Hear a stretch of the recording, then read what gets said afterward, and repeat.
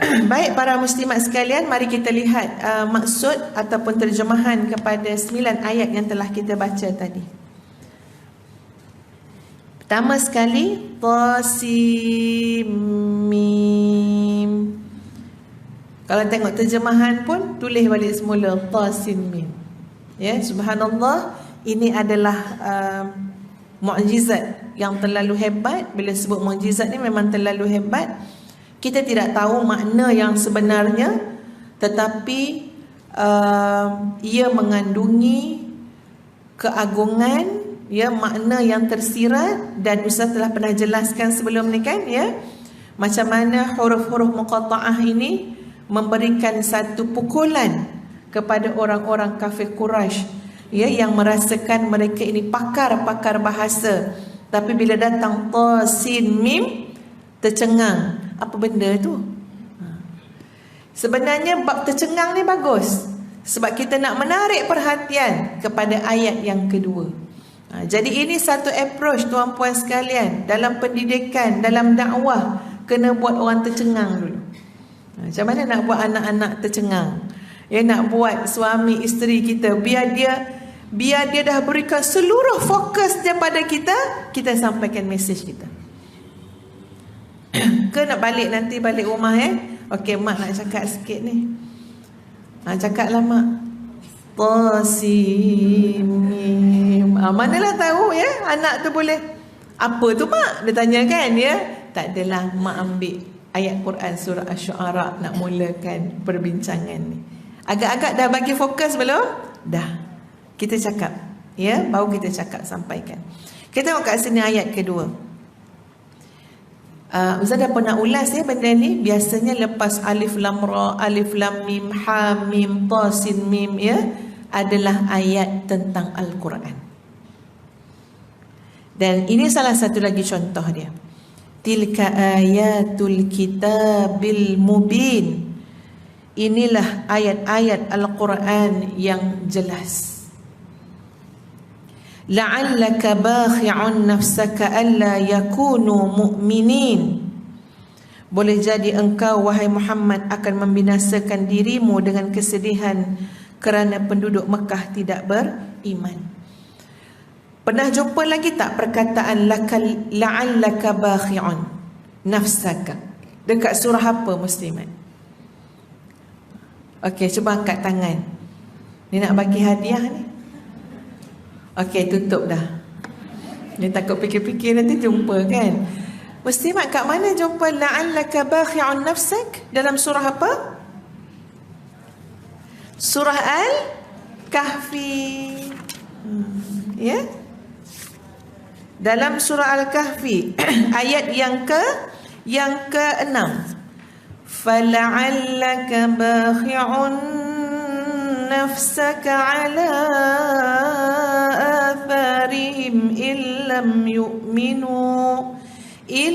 yu'minu bihadzal hadithi asafa.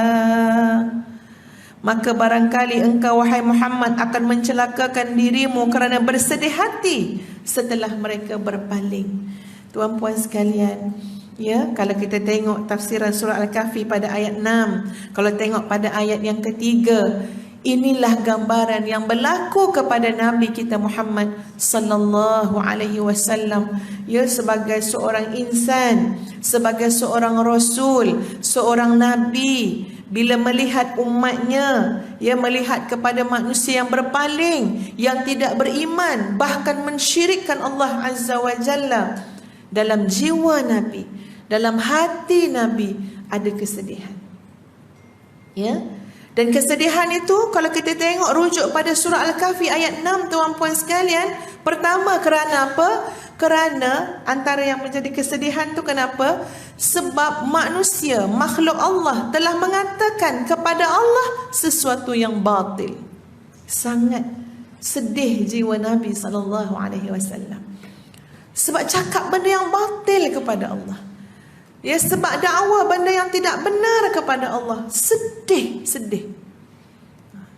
Ustazah cakap ni para muslimin muslimat sebab apa? Sebab nak suruh kita tanya pada diri kita. Kita selalu sedih, tapi di mana kesedihan kita? Sedih lah. Sedih apa? Sebab apa sedih? Ya, cuba bagi contoh. Ustazah pun tak datang idea ni. Apa yang selalu muslimat sedihkan? Suami, anak-anak. Lagi sedih apa lagi ya?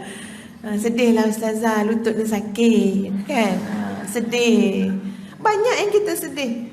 Ustazah pun kadang-kadang pernah hidup kadang-kadang sedih juga. Tapi kita nak tengok sedih kita kat mana? Ya, sedih kita sebab orang tak peduli kita, sedih kita anak menantu ke contohnya masalah ke apa, sedih keuangan ke, sedih. Kita sedih itu dalam lingkungan apa? Diri kita je, hak kita je. Tuan-puan pernah tak rasa sedih mendengar orang bermaksiat kepada Allah? Ya, pernah tak sedih melihat, ya Allah, Allah beri nikmat yang banyak kepada kalian, tapi kalian tak mensyukuri nikmat Allah. Pernah tak sedih orang mengatakan kepada Allah yang tidak benar? Ya, kadang-kadang kita pernah rasa sedih ya tuan-puan. Kalau misal kata kita buat kaunseling dengan seseorang, lepas tu orang tu macam tak boleh sangka baik dengan Allah kan, memang rasa sedih. Ya, pujuk-pujuk, jangan cakap macam tu dengan Allah. Allah Maha baik, Allah Maha pengasih, Maha penyayang. Kita yang tak kenal Allah. Jadi bayangkan para muslimin muslimat, Nabi yang sangat kenal dengan Allah, yang dekat dengan Allah, kekasih Allah, mendengar tohmahan orang-orang yang tidak beriman kepada Allah, mengatakan Allah ada anak, ya, kan macam-macam kalau kita tengok dalam surah Al-Kahfi, tidak beriman kepada Allah, istihza, memperdaya, mempersenda ayat-ayat yang turun, kalamullah dipersendakan. Seperti mana Abu Jahal mempersendakan, Abu Lahab mempersendakan. Ikutlah Muhammad tu. Kalau kamu tak ikut Muhammad, kamu mati nanti, dibangkitkan, kena bakar dalam api neraka. Ikutlah Muhammad tu. Ya, kalau kamu ikut Muhammad, nanti kamu mati, bila bangkit besok, kamu akan bangkit dalam taman syurga macam dekat Jordan. Diperolok-olokkan. Allahu Akbar. Nabi sangat sedih. Kenapa? Kerana manusia mengatakan sesuatu yang tidak benar kepada Allah. Dan yang kedua, kenapa sedih tuan-puan sekalian? Sedih kerana apa? Sebab manusia tidak kenal Allah Azza wa Jalla. Sedih sebab manusia tidak beriman kepada Allah. Bermakna apa? Susahlah hidup nanti. Dunia akhirat susah. Betul kan muslimat? Kadang-kadang ustazah nak cuba mendekatkan perbincangan kita tu. Kita ambil skop kita dengan anak-anak. Tuan-puan, sebenarnya kalau kita didik anak, kita nasihat anak, suruh anak kita taat kepada kita, dia bukan sebab semata-mata kerana kita. Ya, bukan sebab kerana kita semata-mata. Kita, ya, insya-Allah, ya, bila kita bergantung dengan Allah, kita pun tak gantung dengan anak-anak ke apa kan, ya. Itu urusan tu di tangan Allah. Tapi bila kita nasihat, taat pada mak ya, taat pada abah, kan? Kenapa? Sebab itu adalah kelangsungan kehidupan mereka, sebab ia berkait dengan soal ketaatan mereka kepada Allah. Bukan kerana kita semata-mata. Yang perintahkan suruh berbudi bahasa, berlembut, jaga kebajikan, jaga hati, tatang hati mak ayah ni, bukan kita. Bukan kita. Siapa yang perintahkan? Wa qadha rabbuka alla ta'budu illa iyyah wa bil walidaini ihsana. Allah yang perintahkan. Tengok dalam surah Al-Isra tu.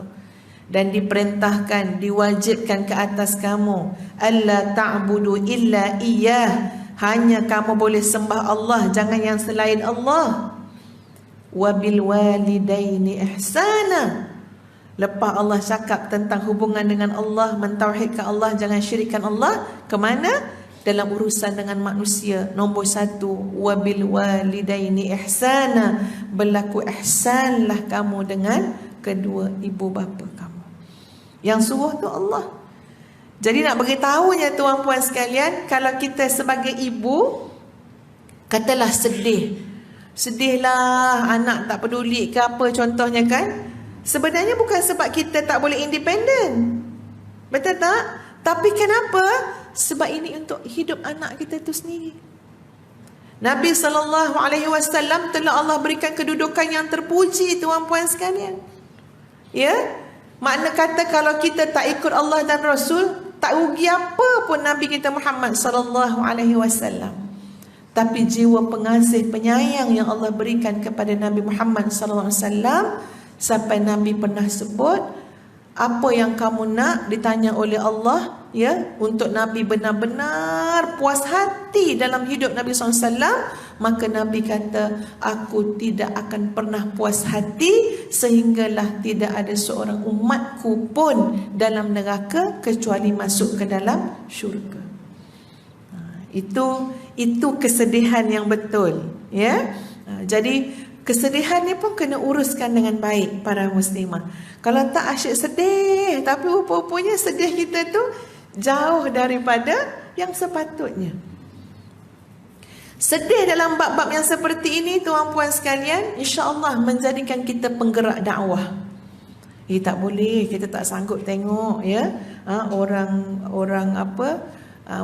buat maksiat, kan? Kita nak ajak dia selagi mana ada usaha dan ada cara. Kita doakan dapat hidayah daripada Allah Azza wa Jalla. Itu jiwa penyayang.